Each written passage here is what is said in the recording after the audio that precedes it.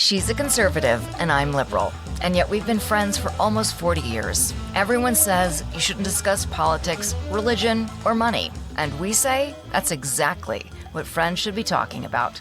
Join us as we tackle the conversations you're having in your head but are too scared to say out loud. Welcome to We've Got to Talk. Welcome, Jolene. Thank you, Nicole. On today's episode of We've Got to Talk, we are dissecting a study by an organization called More in Common, and it's entitled Beyond MAGA, a profile of the Trump coalition. And this was an article that our friend Brad Porteous from an earlier episode that hopefully you've all gotten to see and listen to, recommended that we kind of dive into. And it goes deep with lots of interviews and lots of surveys and market analysis of the Trump voter from 2024. And I love this because I feel like we're not so far apart from the Democrats. What's your take on this? I agree with you. One thing that I took away from it was because it broke down the Trump voter into categories and you really saw the nuances of all of these people. They interviewed 18,000 people, 10,000 Trump voters in a very elaborate study that was from May 25 to January 26. And they're also, by the way, they're going to do the left. That is in the works. So we can do an episode on that. Number one, had a very strong, positive feeling about it because it reminded me of what we're doing here on We've Got to Talk. Like unraveling what's really happening, how people really feel, why they might vote for Trump or why they might not vote for Trump, and not about just like it's this clean cut, this is who this person is, which is what we see and hear on social media all day long. There was also a piece that I want to also dive into you about understanding in the Trump voter, the spike in religious faith and the distrust in the government. The way they reported, the way they analyzed, the way I heard these stories, things started to click in a way that never did before. And then the third was that we really have two choices here. A path that we can either learn from each other and figure out how to move forward together, or there's an economy that is based around this, staying in conflict. And we have a group of young voters that have only really seen that. Jolene, I have questions for you.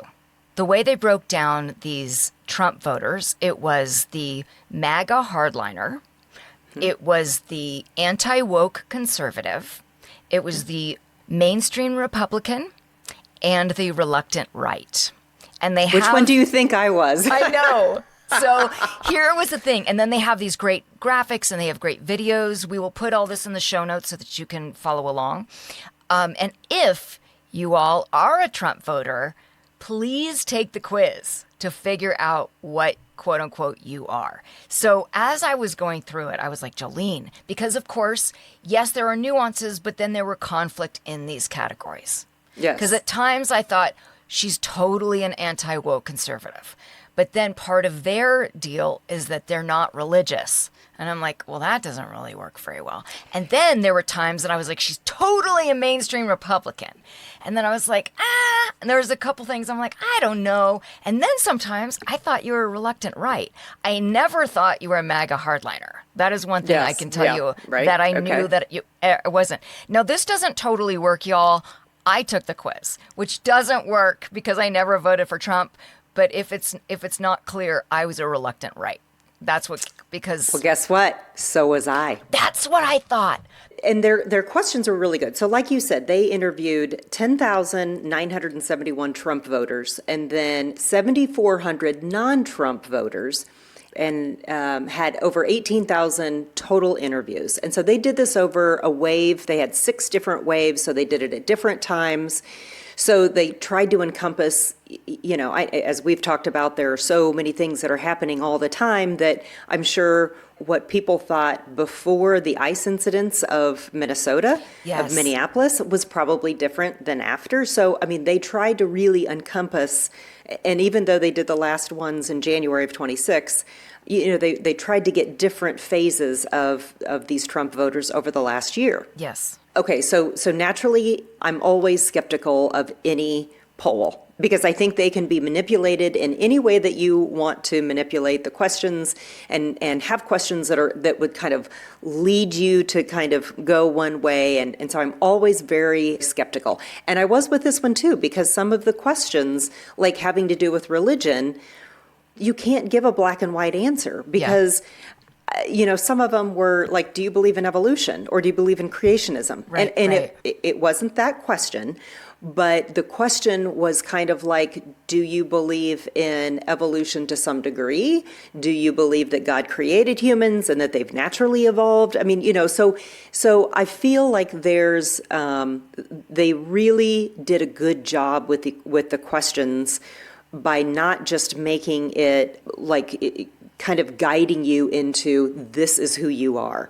From that perspective, I thought it was really good because they touched on religion. They talked about local elections. They've talked about, I mean, they encompassed so many different parts Yes. of being either a Republican or a Democrat, that again, I think that is the whole message that I feel like, and you and I have experienced this with the comments that we get, either emails or comments on our socials. We'll get a question from somebody who will say, I can't believe you voted for Trump when he could be part of the Epstein files. I mean, Right. and I think we do such a bad job, and we've been kind of hoodwinked as a society to Right. do this, Yeah. into thinking, okay, this is who you are as a Trump supporter, and you believe in all of these things that he espouses, which is not true. As I have said 100 times, we had a choice between Kamala and Trump. And you had to make the best choice for you. And even though you may have agreed with only 60% of the things that Trump does, but you only agreed with 40% of what Kamala does, guess what? You're voting for Trump. Our listeners that are on the liberal side, I am imploring you to take a look at this report. It sheds such a light for me to understand. And here I'm doing this for the past year, delving in a way that I never have, seeing how much division there is and how media is trying to get us to divide, and seeing how much the left leans and the right leans. And I am looking at this report. There was this one example. It was about immigration. They talked about immigration a lot because that's a hot button for Republicans, and the wokeism, which was another fascinating thing. But this goes back to the Monica Guzman stuff about our horrible perception gaps. Yep. That we make these decisions about other people when they're actually not correct at all. There was the quote, properly controlled immigration can be good for America. In 2019, Republicans' actual view was that they agreed 85% with that statement. Democrats, they thought Republicans only agreed 52% of that. Like, the gaps are huge. And in 2024, it went from 89% that Republicans believed that statement, and Democrats decided only 43% of them believed that statement. There was this other part of that I thought was wild. It said, of this group of people, Trump voters believed that of all the immigrants that are in this country now, 68% of them crossed illegally, when actually 30% are illegal of all the immigrants that are in this country. And when I thought about that, just like taking all of the emotion out of this and going, okay, if I was a person that immigration, this is a really important subject, and I think that all the immigrants, that 68% have broken the law, like, it's all skewed. Of course they want something to work in that respect. If they think 68% of people have broken the law versus the actuality is 30%. That was the other thing in the report, was that most Republicans, with the exemption of the MAGA hardliners, which are 20% of the party, not 100% of the party, most Republicans on immigration want people to come here legally and have warm feelings towards the immigrants that do it the right way. And that was one of the questions that I had highlighted on here, the warmth towards legal immigrants. The U.S. average, so this isn't Trump, this is U.S. average, Democrats, Republicans alike, is 72%. 72% have a warm feeling towards legal immigrants. In the Trump voters, it's 71%. But also they were saying that, like, there is a difference, that there's a colder view for the people that have come illegally. Yes. And this might be a really simple question, Jolene, considering we've talked about this topic so many times. And I know you can't speak for all Republicans. You're speaking for you, and you're a reluctant right. If 71% of Trump voters think warmly about a person that does it the right way, and then you have another person who doesn't, and there is a colder feeling towards them, do they feel gypped? Like, what's the feeling? Okay, so I think there are a couple of answers here. Okay. Because obviously this is a really broad question, and there's a lot of different answers here. One of the things that struck me, and this was an interview, and I believe she was a lady from Florida, who said, my family came here legally and had to go through the process, and I have an appreciation for America because that's what we did. Mm-hmm. And I want others to experience that too. And I don't want others to skip the line and do it the wrong way. So that's number one. Now, with that, I know that the next part of that is then we've got to fix our immigration laws for sure, because it's so hard to do it the right way. And I would think that everyone, I would bet 95% of Americans, whether you're a Republican or Democrat, would agree that yes, our legal immigration system needs to be fixed. Mm-hmm. That would solve a lot of issues. But secondly, when you ask about illegals, when we did a podcast on immigration, and I think we were probably talking about ICE, one of your comments was that only 3% of immigrants, of illegal, undocumented migrants, undocumented migrants, although I never heard that term in this article. Did you notice that? No, you're right. They call them legal immigrants and illegal immigrants. And illegal immigrants, yeah. But that's part of the woke thing that we could talk about too. Yeah.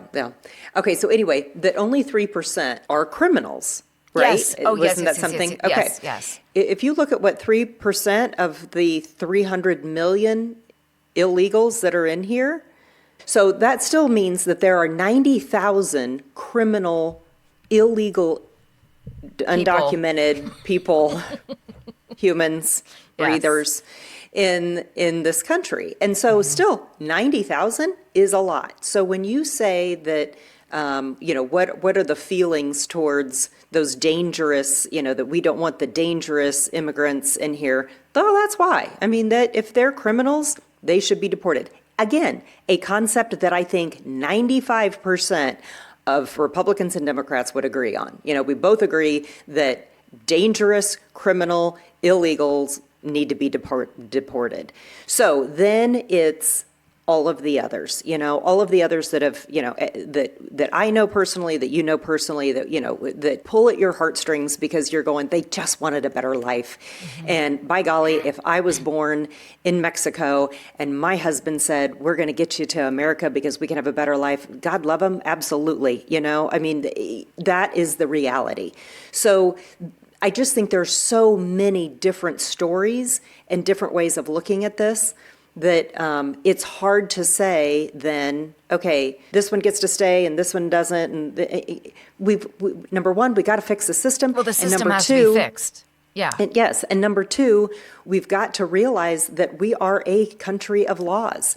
And so, I mean, it still frustrates the heck out of me that we just read a story about a Detroit sheriff, or the police chief in Detroit. It must have been not a sheriff, it must have been a police chief in Detroit, who has put 2 officers on leave because they called ICE. They had 2 undocumented immigrants that they had arrested, and so they called ICE on him, and he said, we are a sanctuary city, you can't do that, and these 2 officers are now on leave until they figure out what to do with them. And so those are the things that you're just going, that doesn't make sense to me. So again, I think when it comes to immigration, there are so many different ways and answers that it's not you can't say 60% of people believe that they should be here and 40% don't. It's not that easy. In terms of this report, it seemed like immigration and the wokeness was the hottest topics as to why people voted for Trump, no matter what category they were, whether they were a MAGA hardliner, which is 21%, or the reluctant right, which is also like 20 or 30%. Do you think that was that was kind of the feeling after the election? Did you feel like those were the 2 biggest issues? Didn't we? I mean, I think we even talked about it.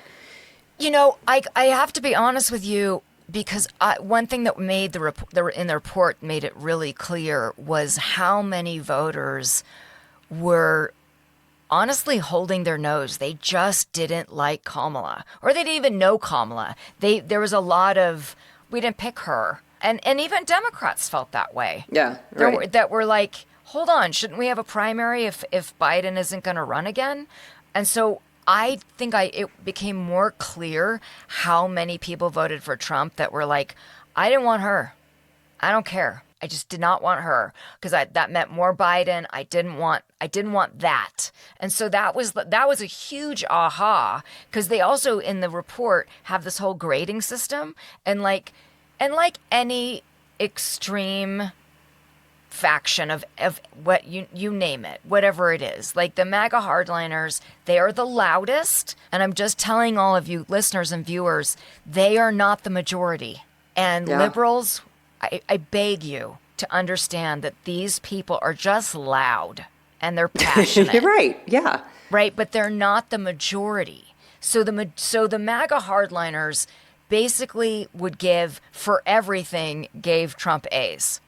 But a lot of the reluctant rights gave, if you could see in the grading system, and then the different was like immigration, the economy, like you name it, a lot of the reluctant rights gave them D's and F's. They're just as frustrated as the left is for the most part. And I'm not talking about the extreme left. I'm talking about the rest of us that are just frustrated. And one thing that I thought it was in the report, which I think for liberals is a really important takeaway from this report. It's just one line. Trump has woven these desperate strands into a coalition, like people from all walks of life have voted for this guy, that is less united by a single vision or ideology than a shared set of frustrations and concerns. It's more of a reaction to what they've been experiencing in life. And the other thing I'm going to just put out there to our listener and viewer, all these millions of people voted for Trump in November of 24. We're recording. It is now February 19th, 2026. Things change, y'all. People change their mind. They could be psyched about him 1 month and then totally devastated the next month, or the next day for that matter. Like, this is not a slow roll. So the fact that we as liberals are constantly like, you do this, you do that, and you made one vote now. And there are also Republicans that have been out on the streets protesting, saying, this I didn't vote for. I think we need to give ourselves a tiny bit of grace and understand that everybody has things that are important to them. Yes, yes. And we talked about that before, that if you are a pro-life voter, it doesn't matter who the candidate is, you're going to vote for the Republican because that is the most important issue to you, and you think that everything else stems from that. If you believe in gay marriage and you think that your candidate is the only one that will, that will not turn that over, or, if there's any risk of the other person, that's your issue. That's right. And we've got to respect that, you know? I mean, I feel that way when we interviewed Monica Guzman, and she told us the story of these farmers that they voted for Trump because of that water rights bill that urban people don't have any idea. It was like, and so we'd made these decisions. Oh, you're racist and you're bad. And they're like, no, we need our water, actually. Yeah. That's what we voted for. One thing that they constantly talked about the report was that this really isn't a Trump issue. This is a American issue. It's up to us. Like, Trump is not going to be president forever. And these people that are following this brand, if you will, they're the ones that we need to be able to talk to. Yeah. And I think about these younger voters who, from the stats in the report, were not as concerned about upholding the Constitution. They only know Trump. They only know this combative style. Like, that's the thing that I found a little unnerving and a little fascinating. And the other thought was that I never thought of being religious as rebellious.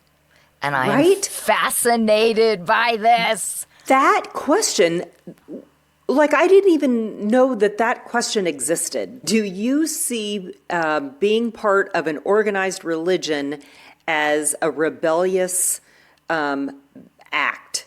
Yes. And how many people said yes? Yes. And and so it just made me think, Joe, work with me for 1 second. It just made me think, okay, like in the 60s, like, I know my mom and dad grew up in a temple and a church, and that was part of your social fabric.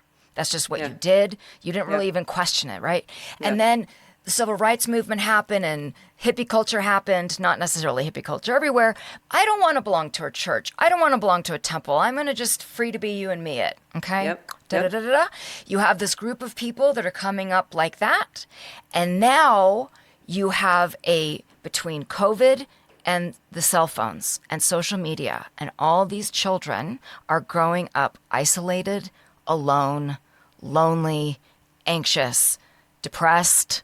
If they saved up for college, that degree isn't necessarily giving them what they were promised. Like, there's a lot of reasons to me that I'm thinking with this is what the report gave me. It was like, hold on. Now I'm starting to understand maybe why people want to belong to a church, or they want to find structure, or they want to belong. And one of the things, and this is not a new idea, the Democrats abandoned the working class. They did. And if we ever want to start winning again, Democrats, we need to start seeing everyone. White people, black people, Asian people, Latinos, Native Americans, all the people. If you really want to help, that's what you need to do. And, by the way, you also can go to college and be intellectual. Like, it could be a party of everyone, but what's happened, I think, is that the Democrats have swung more like what you guys would call us elitists, and we abandoned the working class, and then you guys scooped up the working class, but you guys are still allowed to, like, make a lot of money and be successful. Why aren't we? Right? Because, like, do you know what I mean? Yeah, it just is very black and white. But here's why. Because you championed the wokeness. I didn't champion the wokeness. Sorry, not you. Okay. I mean, I didn't even really know what that was. And that was shocking to me, Jolene, when we started this podcast. And you're like, yeah, people are pissed about the wokeness. And I'm like, what are you talking about? I mean, I would experience little bits and go, huh? Like, I'm so old that I'm like, I don't understand what's happening. Like, what is this? Okay, but look at so as a Republican, look at what we're being fed from the entertainment industry. I mean, watch the dang Grammy Awards and how Billie Eilish said, about we're living on stolen land and la la. And so we think that, and everybody applauds, and every news station, had her quote the next day, because that's the perception that we have, that Democrats, why are you standing on the table for these kind of issues when we need to be talking about immigration and the economy and gas prices and healthcare? You felt like things were being forced upon you. Not that they were being forced upon us, that Democrats didn't have a clue as to what were the important issues that were going to shape America. And one of the things that in this report that we read was the woke left. The question was, has the woke left ruined American education, news, and entertainment? The U.S. average, not Trump voters, the U.S. average was 41% of the people agreed with that statement, that the woke left has ruined American education, news, and entertainment. Did you feel that way? Oh, absolutely. And so, but that's what we were being fed on Fox News. Right. And so, because I don't even know what drag queen story time is, and and at the time I was just watching MSNBC and NPR, like all the left stuff, and I didn't know what that was. It sounds kind of fun to me, but I also understand why it would bother you. Here's the thing, Jolene, part of me totally agrees with you. I want this country to be a place where we can live freely, where we can pray the way we want, that we can live the way we want, that we can all live peacefully, hopefully be safe, have a nice life, have good friends. That's it. Okay, and I don't that's see what that everyone wants. No, right? I mean, that is not a. I don't think that is a thing that is exclusive Democrat or Republican. I don't think either. Everyone would agree with that. But I think, Jolene, what gets troublesome is that both parties, and especially the extremes part, they shout the loudest, and they want to impart their agenda on all of us. But the Republicans would say the same thing. Republicans would say that the Democrats, right? I mean, and so that's the problem. That's what we're being fed. Correct. We are not being fed that. This was a question about political opponents. How many people would agree or disagree with this statement? I do not hate my political opponent. Oh, right. Like, that was the question. The U.S. average was 33% of the people that agreed with that statement, either strongly or very strongly, agreed with that statement. I do not hate my political opponents. For Trump voters was 40 to 47%. It was a scale, and so those who had agreed or strongly agreed. So 33% of the average of everyone in America believed in that statement, but a higher percentage of Trump voters. So you think these are the things that I wish more people understood, because then the vitriol would stop, and we would calm down and say, oh my God, okay, you guys aren't as crazy as we think you are. Right. But it's also on both sides. And it was in the report as well, like the cancel culture is so real. And I'll be the first to say that I think liberals don't do a great job of it. And I would suggest to my fellow liberals who I love and adore, I almost beg you to start looking at the possibility that not everyone is like us, and that's a great thing, and it's a cool thing. We're not going to come together if we're just mean to each other. That's it. Just because I think a certain way, that doesn't mean it's the right way. And I think that's what's been happening on the left, is that even with all of the quote unquote woke stuff that you guys have reacted to and that Trump called out, and so it was like, oh, good, we don't have to do this stuff anymore, right? Yeah. I would actually say that there's a lot of us on the left that thought some of it was silly, or you weren't allowed to say that. I mean, listen, we get this on the socials. People are relentless with having to be right. My left friends and my right friends, when you start shoving your ideas down someone's throat, no one's listening. That's where the nuance of this report was really helpful, which is coming back to exactly what you said at the top of this particular episode, that you found some hope. I did too. Oh, isn't that exciting? It is exciting. And I really we will put this, it's called beyondmaga.us. Thank you, Brad Porteous of Bridge Grades, for showing this report to us. I can't wait for the left side so I can do my quiz and we can look at that. But because then also we can shed the light for our Republican audience. Absolutely. To be like, we are not all the same. And that doesn't mean we're moderate or we're whatever. We're just who we are. I'm also hoping that the more these conversations take place, and the more surveys, and the more that we can get people to talk about Straight Arrow News and Mo News and Tangle, these platforms that are made to stop the division, the more that they become the mainstream and not the mainstream media, the more I think we're going to see a shift in the 2028 election. I do too. Because one thing that's great about these platforms, Jolene, is that they respect that we all have brains. They respect that we're all smart. They respect that we can all figure out, we can have our own opinions. And that's part of the American experiment, where Fox and MSNBC, I'm going to call you all out. You are so afraid of not making enough money, and you're just manipulating the shit out of us. Yes, Linda. We're all being manipulated. And the sooner you actually guys wake up, it's freedom. Yep. Yeah. It doesn't mean you're not going to be a Republican. No one's suggesting that you not be a Republican or being a Democrat. Right? What were you going to say, But Joe? as I've also said in the last couple of months, none of this is going to happen with Trump still in office. Because he is a divisive. You really think there's no? I mean, right there, that statement makes me sad.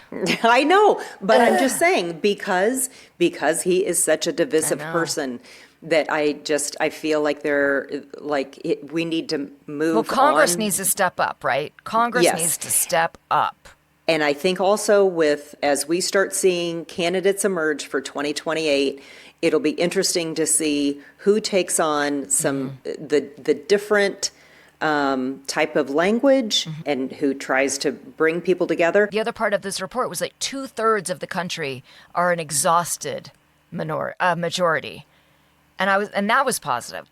James Tallarico, did you see that he raised $2.5 million in the last 5 days or something like that? And because of this, no PACs, no PACs. Yep. It's happening. All right, it's happening. This is exciting. Shall we do a Would You Rather, my darling? Yes, please. Okay. Would you like to go? Okay.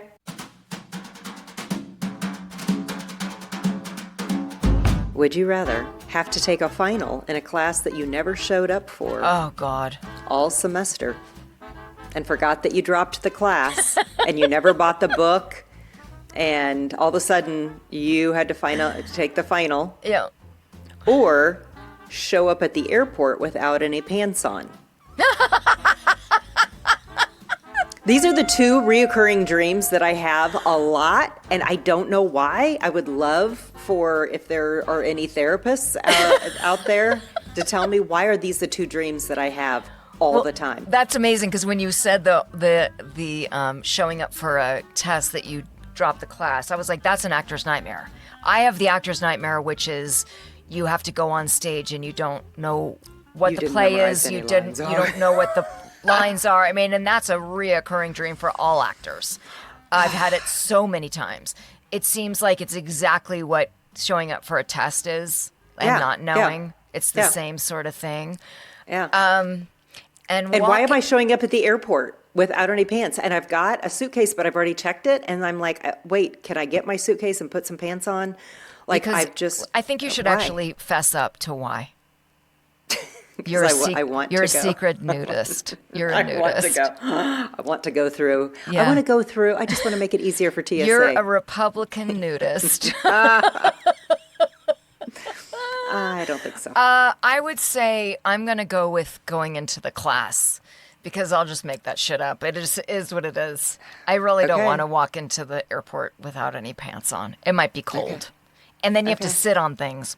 Right? Well, wouldn't you just go into a store and buy, like, I don't know why, in my dream, why don't I just go into a store and buy some pants? Well, next time you have this dream, let me know if you do that. Okay. Maybe I need to, like, start thinking that. Just That's go. right. I mean, I have That's a right. solution. And if so you that- don't, then really you are a nudist. Okay. Wouldn't that be an interesting twist? Would you rather clean up someone else's vomit or someone else's blood? Oh, blood, 100%. Yeah. I mean, vomit, the smell. doesn't that remind you of our freshman year? At our first football game? Oh, my and we're God. standing there, and all of a sudden the guy behind us threw up, and he had just eaten a hot dog. And So gross. I can still, And you I can still smell it. There you go. So blood, I can do all day long. Yeah, Vomit, yeah. I can't. All right, everybody. Thank you. Thank you, Joe. Thank you, listener and viewer. Please like, subscribe, and follow. If you have any ideas for topics, please go to our website, we'vegot2talk.com, and leave a message on our contact page or on YouTube. Some of our actually best topics, most received episodes have been from listener and viewer ideas, so do it. And please like Do and it. subscribe and share it. Share Yes. it on Apple and Spotify and YouTube. We would love for you to do that because that helps us spread the message. So Yes. thank you for joining us. Thank you. Bye-bye. Bye-bye. We've Got to Talk is produced across the world by the wildly talented, creative, and hilarious team at Bambi Media. Our theme song is Jump Jive Swing by Space Train Unlimited. Thank you so much for listening, and join us every week for another episode of We've Got to Talk.